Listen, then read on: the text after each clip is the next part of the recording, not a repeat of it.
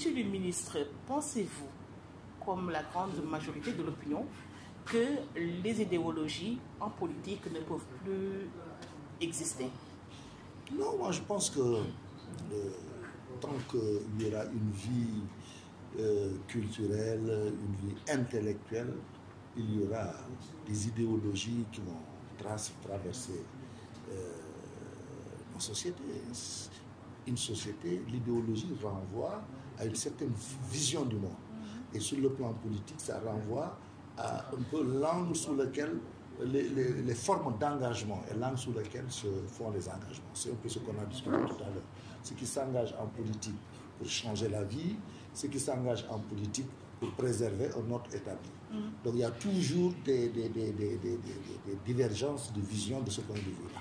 Mais par contre, ce qui s'est passé dans l'évolution des sociétés humaines, c'est que on est passé d'un monde bipolaire avec des idéologies très fortes qui s'affrontaient et à partir des années 90, depuis la chute du mur de Berlin, le déclin du camp communiste et sa disparition a entraîné une sorte de triomphalisme idéologique du courant libéral, de sorte que le monde s'est plus ou moins libéralisé et les modèles communistes traditionnels ont perdu du terrain. Alors que, bon, aujourd'hui, ce qui ne signifie pas pour autant qu'il n'y a pas de la place dans nos sociétés, pour des sociétés, dans l'espace politique, voilà, pour des projets, voilà, sociaux, voilà, des projets qui prennent en compte vraiment les intérêts du plus grand nombre. Et ces projets sociaux-là peuvent être considérés aujourd'hui comme une idéologie. Donc on peut dans ce sens dire que les idéologies existent toujours, mais peut-être que certaines ont dévié ou bien elles ont été tout simplement viciées. Disons, oui, c'est une évolution de la marche du monde. Le monde évolue, les systèmes de pensée évoluent. Les philosophes sont là pour nous le démontrer. Aujourd'hui, ce qui se passe, c'est qu'on est dans un monde globalisé, où le modèle dominant sur le plan politique, c'est le modèle de la démocratie libérale, bâti autour du principe du suffrage universel. Ce modèle s'est aujourd'hui objectivement essoufflé, parce que de moins en moins, les citoyens ne se reconnaissent ni dans l'économie telle qu'elle marche, ni dans la démocratie telle qu'elle fonctionne.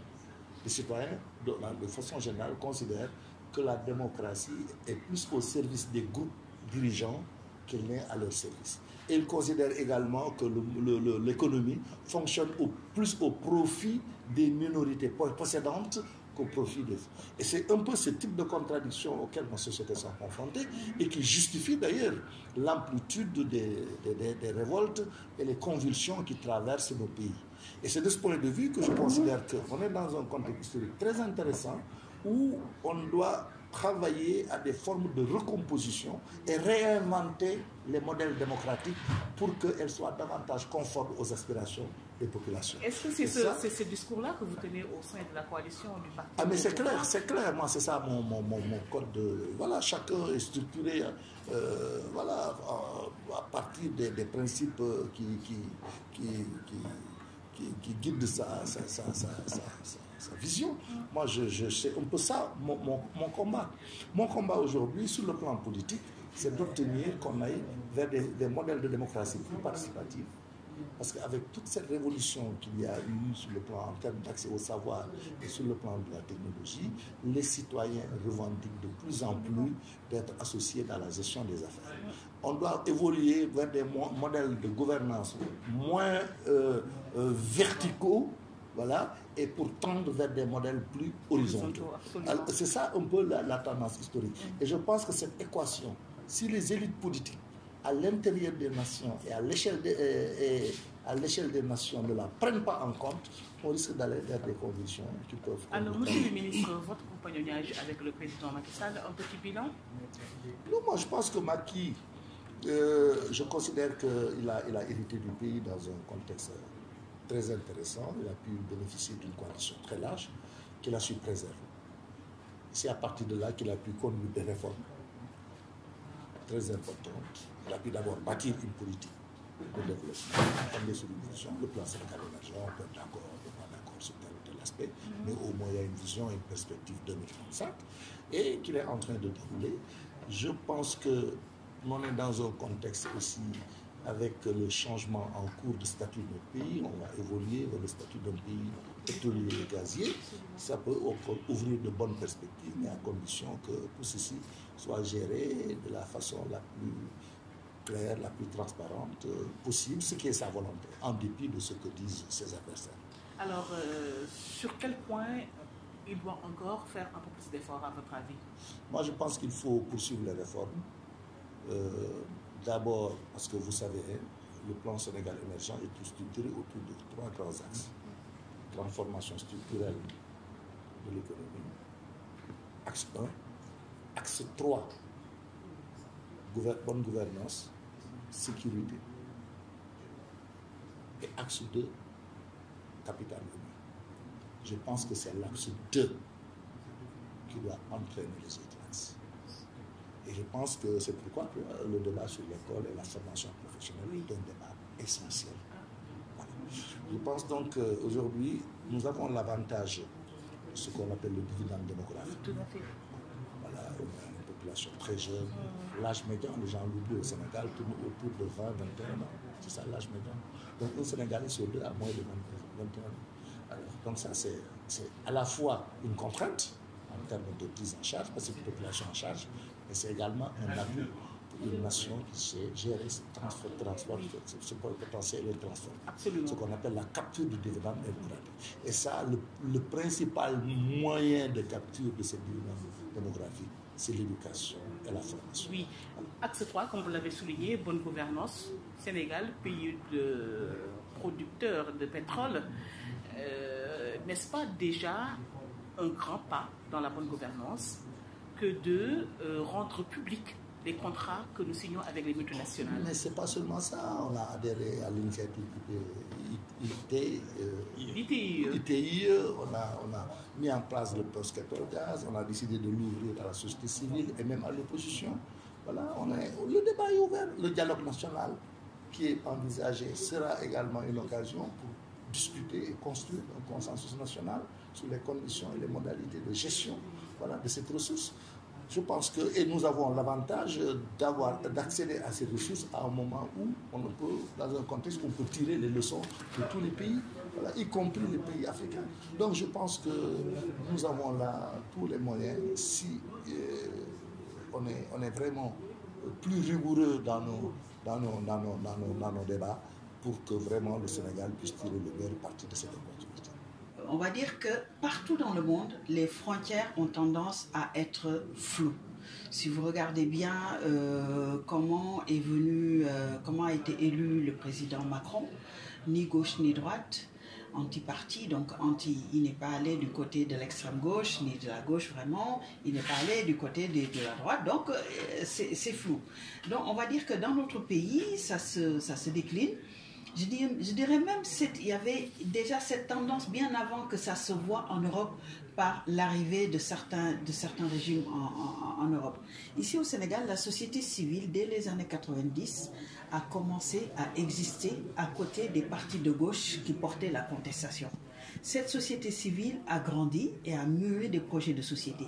Ce qui fait qu'en fait, la demande, l'arrivée des personnes politiques se fait plutôt à partir de la base et non pas à partir d'une construction idéologique qu'on viendrait appliquer à la base. C'est peut-être ça qui fait que les gens ont l'impression qu'il n'y a pas d'idéologie.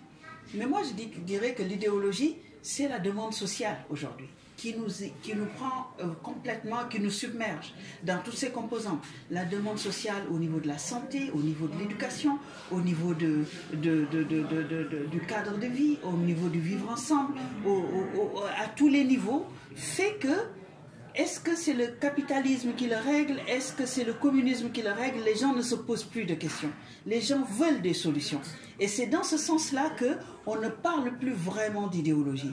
Et puis quand on regarde le Sénégal, quand on prend le président Macky Sall qui est arrivé en tant que libéral et qui a mis en place les bourses sociales, qui a mis en place les CMU, qui s'est inspiré de ce que Lola a pu faire, est-ce qu'il est, de quelle obédience est-il? On va dire que cette réalité purement sénégalaise qui s'inscrit dans cette mondialisation où nous avons notre place, nous cherchons notre place, définit cette idéologie à laquelle il faudrait peut-être donner un nom, mais qui ne se reconnaît pas, en tout cas, purement dans le capitalisme ou dans le communisme en tant que tel. Alors, deux questions d'actualité. C'est sur le voile de l'institution Sainte-Jeanne d'Arc. C'est également l'introduction des langues nationales dans notre système éducatif. D'abord, sur le voile de Jeanne d'Arc, un accord est intervenu, un accord à minima qui agrée certains, que d'autres rejettent. Au-delà de ce débat qui est posé depuis plusieurs mois maintenant, et de cet accord-là, comment régler définitivement cette situation qui commençait à remettre sérieusement en cause notre façon de vivre ensemble, la cohabitation qui a toujours existé, surtout entre les religions? Moi, je dirais que dans ce débat, nous avons été pris de court par des parties externes au problème. Effectivement, certaines personnes ont repris le sujet, l'ont interprété et lui ont donné une connotation d'opposition religieuse et l'ont mis sur ce plan-là. Alors qu'il s'agissait de système éducatif et de ses règles. Et si on s'en était tenu à cela, ça aurait été salutaire. Et je pense qu'une fois la folie retombée et que les protagonistes se sont rencontrés, ils ont dû voir ce que la Constitution prévoit, ce que la loi prévoit, ce que le règlement prévoit, quelle est la marge de manœuvre de l'école. Et ça aurait dû se limiter à ce débat-là. Le débat qui est allé sur la place publique, mettant en opposition notre vivre ensemble, c'est un piège. Moi, je ne tombe pas dans ce piège. Je trouve que ce sont des personnes qui ont un agenda caché. Et ce sont les mêmes personnes qui chaque fois qu'il y a un problème, essaient de ressortir ce relent-là, trouvent des gens qui sont d'accord et qui se mettent dans les réseaux sociaux, au niveau des télévisions, pour déformer le problème. Mais ce n'est qu'un problème qui peut se régler. Et peut-être que si jamais ce n'est pas assez clair, c'est l'occasion pour nos législateurs de statuer sur ces problèmes-là, mais de manière sereine et selon l'intérêt des enfants. L'intérêt des enfants. Parce que ce n'est pas seulement une question de droit, ces questions-là. C'est une question humaine. Parce que ces enfants-là qui sont restés à la maison, on va dire que ça aurait pu être réglé pacifiquement, mais ces enfants sont pratiquement livrés à la vindicte populaire, apostrophés, reconnus, c'est aussi une des composantes du problème. Et je pense que nous sommes quand même suffisamment mûrs et suffisamment solides, et nos institutions suffisamment solides, pour ne pas se laisser divertir par des gens qui ont un agenda caché ou qui ont besoin d'être dans les médias.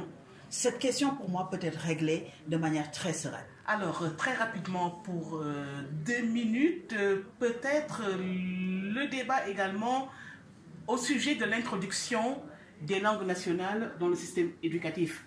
Est-ce pertinent?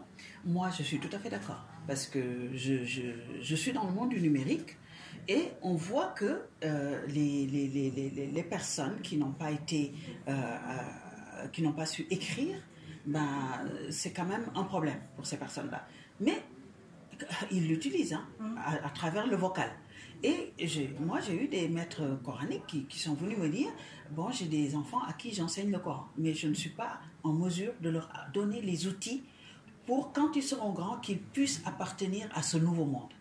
En quoi pouvez-vous m'aider pour trouver des formateurs à ce niveau-là? Donc, ça veut dire qu'il y a un besoin et qu'il convient, dès le plus jeune âge, que tous les enfants soient instruits. Tous les enfants soient instruits et qu'on prenne en charge ces daras. Et pourquoi doit-on aider les structures qui enseignent en français et laisser les structures qui enseignent que les enfants n'apprennent qu'une religion? Ces enfants doivent en même temps intégrer un système éducatif en arabe ou en français où on leur donnerait les moyens de participer à la construction de ce monde.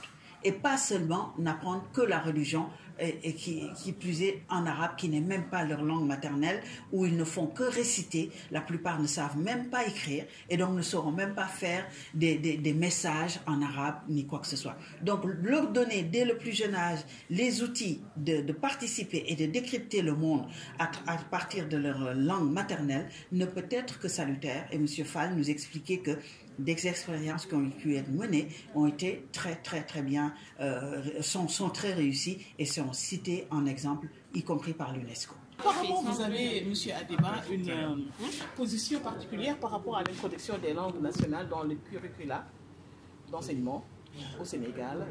Est-ce que vous pouvez nous en dire un peu plus? Oui, je pense que dans le principe, nous sommes tous d'accord qu'il faut introduire les langues nationales. Maintenant, la question est la question de la scalabilité des études qui ont été faites. Est-ce qu'on peut les reproduire partout d'une part? Et d'autre part, est-ce qu'il n'y a pas un risque d'introduction de l'inégalité avec des élites qui mettraient leurs enfants à l'école française et le peuple qui serait cantonné à une école purement locale et qui ne leur permettrait pas d'atteindre le statut de ces élites-là. Donc un préalable d'abord avant de... Beaucoup de préalables, beaucoup plus d'études, donc c'est ça que je pense effectivement. Il y a également le débat, ce qu'on appelle le débat Bachir-Boris. On vous a lu, vous avez écrit une contribution plus en faveur de Bachir Diagne que de Boris Diop. Est-ce que vous pouvez nous en dire un peu plus? Je pense que malheureusement, ça n'a pas été un débat parce que la question des langues qui aurait dû être le cœur de ce débat-là est quelque chose qui a été occulté par des attaques personnelles. Donc malheureusement, c'est pour ça d'ailleurs que j'ai répondu en essayant de voir factuellement ce qui était dit dans le premier article de Bachir Diagne et ce qui pouvait être l'objet d'un débat. Donc malheureusement, et le second article maintenant de Boris est malheureusement encore plus une entreprise de disqualification même de l'africanité de Bachir Diagne, ce qui est quand même assez grave, je trouve.